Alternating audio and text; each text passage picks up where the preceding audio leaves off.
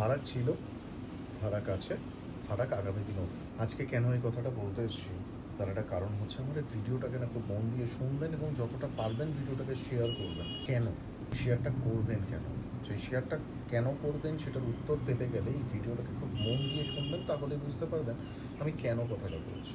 TMC and BJP 2021 যখন TMC জিতেছিল বিধানসভা ইলেকশনে, তারপরে ভোট পরবর্তী হিংসা ওয়েস্ট বেঙ্গলে যে পরিমাণে হয়েছে, আজকে 2026-এর ইলেকশন ভোট পরবর্তী হিংসা তার থেকে অনেক কম হয়েছে।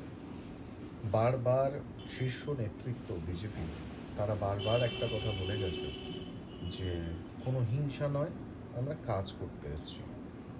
আজকে বিরোধী দল হিসেবে টিএমসি নিজের অস্তিত্বকে আস্তে আস্তে হারিয়ে ফেলেছে, কারণ যে দলটার সুপ্রিমো নিজে চুপচাপ হয়ে যায়, যে দলটার সুপ্রিমো নিজে সাইলেন্ট মোডে চলে যায়, সেই দলটার একজন নেতৃত্ব কুণাল ঘোষ, যে 2012 সাল 2013 সালেতে এটা বলেছিল যে আমাকে ফাঁসানো হচ্ছে, সে আজকের ডেটে টিএমসির মুখপাত্র হিসেবে যখন লোকের সামনে কথা বলছে, লোক ভরসা করতে ভুলে গেছে।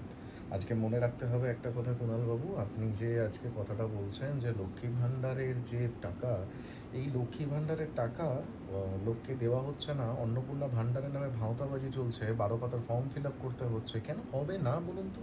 আজকে যে লক্ষ্মী ভাণ্ডারের জন্য টাকাটা, আজকে কয়েক হাজার কোটি টাকা লক্ষ্মী ভাণ্ডারের নামেতে বেরিয়ে গেছে, এই টাকাটা যাদের ন্যায্য দরকার ছিল সেই মানুষগুলোকে দিয়ে বাকি টাকাটা রিক্রুটমেন্টে ইউজ করা যেত না? আজকে তৃণমূল কংগ্রেসের টাইমেতে লাস্ট এসএসসি কবে হয়েছে, লাস্ট পিএসসি কবে হয়েছে, সেটা রেকর্ডটা একবার দেখুন। 2023 সালের পিএসসির পরীক্ষা 2025 সালে হয়েছে। ডাব্লিউবিপি কেপির পরীক্ষা প্রায় অনেক বছর পর, প্রায় 1.5 বছর পর গিয়ে ডাব্লিউবিপি আর কেপির পরীক্ষা হচ্ছে, সেই পরীক্ষার এখন অব্দি কোনো রেজাল্ট নেই।